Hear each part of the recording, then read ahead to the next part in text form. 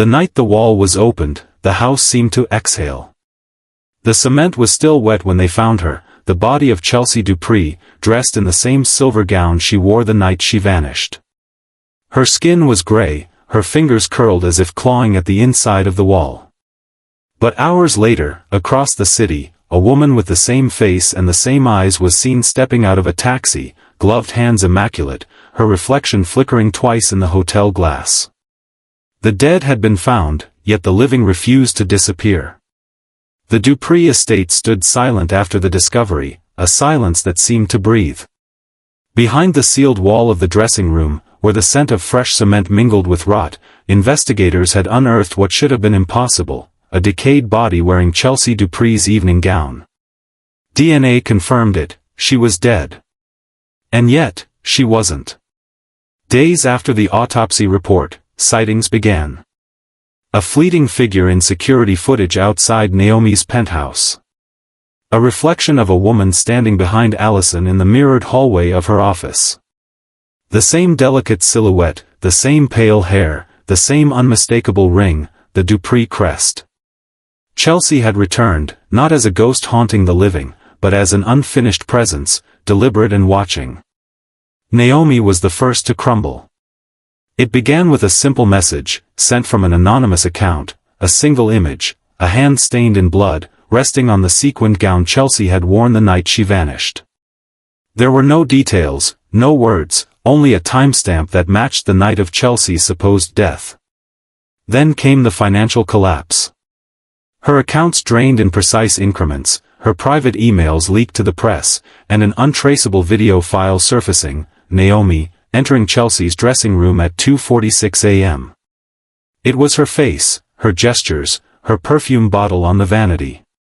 But Naomi had never been there. The security logs from that night proved she was in another part of the city. And yet, the footage existed, real, tangible, undeniable. The more she tried to defend herself, the deeper the world turned against her. Her credibility shattered overnight. The company she built severed all ties. Friends grew distant. She found herself alone in her apartment, surrounded by mirrors she began to avoid. Each reflection seemed subtly wrong, her eyes darker, her expression slightly delayed, the background too dim. One night, in the dim corridor, she saw the reflection smile when she did not. Allison's downfall came in the form of exposure, her secret dealings, her falsified contracts, her betrayal. She had been the architect of Chelsea's ruin, manipulating signatures and siphoning wealth from the Dupree brand. But the evidence released was impossibly precise, as if someone had been documenting every keystroke, every whispered decision. Emails she deleted reappeared in public forums. Her private photographs, the kind that could destroy reputations, spread through media outlets she had never contacted. And then, the messages started appearing on her bathroom mirror. Not written, but etched, as if by invisible fingers through the condensation, "You took what wasn't yours." At first, she blamed the humidity, the stress, the hallucinations that came with sleepless nights. But when the same words appeared carved into the wooden frame of her bed, she stopped denying it. Every night, at 3 a.m., the sound began, soft, steady, deliberate. A knocking from within the walls. She tore through the plaster in panic, but found nothing except dust and air, until one night she uncovered a small cavity, inside which lay a compact mirror, cracked through the center.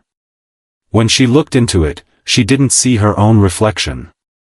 She saw Chelsea, smiling faintly, blood staining the edge of her collar.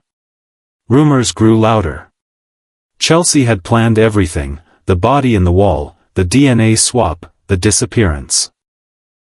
She had crafted her own death as a weapon, a rebirth through erasure. The Chelsea that died had been a fabrication, the one who returned was something sharper, colder, no longer confined to flesh or law. Her revenge was not about killing, it was about rewriting. She infiltrated their lives not through force, but through identity. Records were rewritten. Surveillance altered. Voices mimicked. Documents replaced. The line between real and false dissolved completely. Naomi began to doubt her own memories, waking up to find bruises she couldn't explain, missing hours she couldn't account for. She would stand before the mirror and whisper her name just to be sure she still existed. Allison, once powerful and poised, became reclusive. The curtains in her mansion remained drawn, the walls stripped of anything reflective. But mirrors, like guilt, are never truly gone. Windows became traps, surfaces of water flickered with ghostly shapes, even her own shadow betrayed her. She knew, deep inside, that Chelsea was not haunting her, she was replacing her. In one final act of dread, Naomi received an envelope, hand-delivered, unmarked. Inside, a death certificate. It bore her name. The date was tomorrow.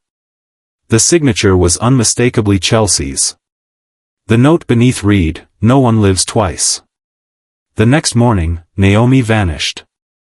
Her apartment was found empty, save for a shattered mirror and a single strand of blonde hair embedded in the frame. Allison's end was quieter, but far more chilling.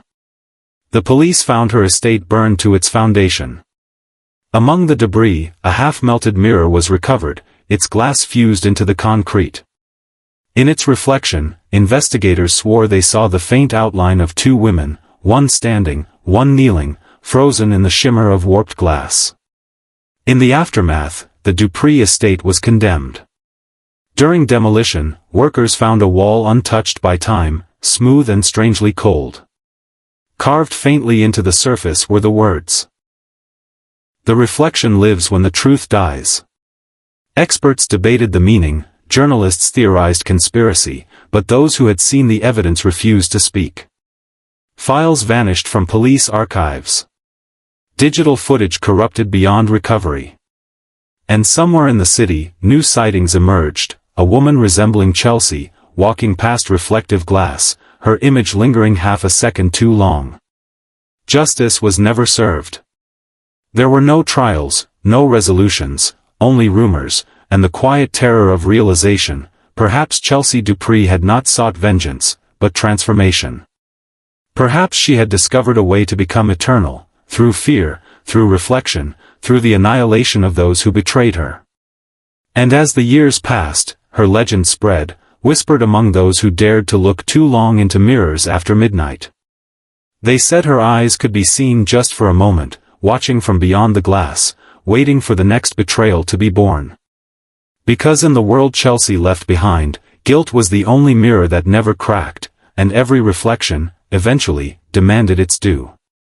When the Dupree mansion was finally demolished, the workers swore the walls whispered.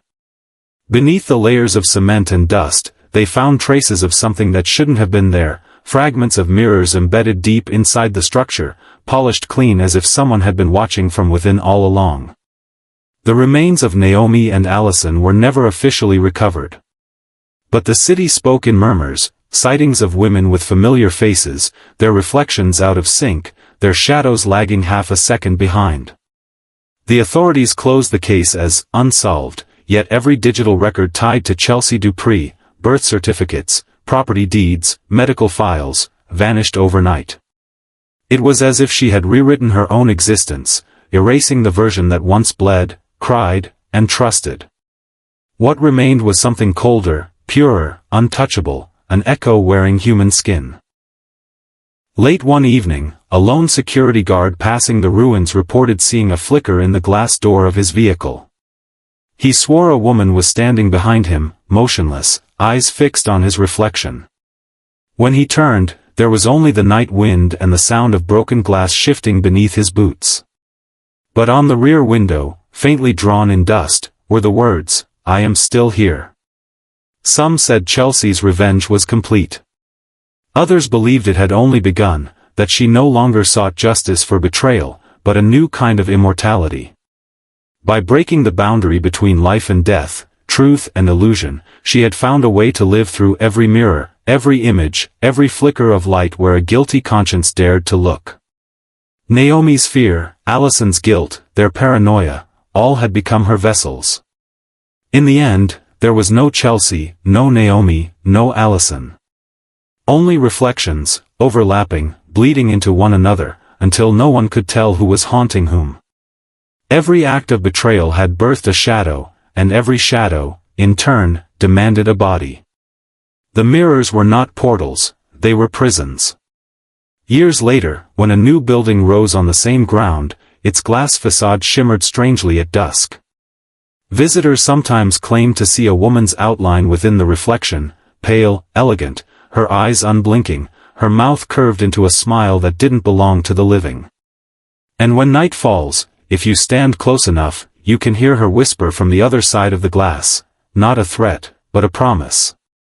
A promise that every lie will find its reflection. And every reflection, eventually, will want to live.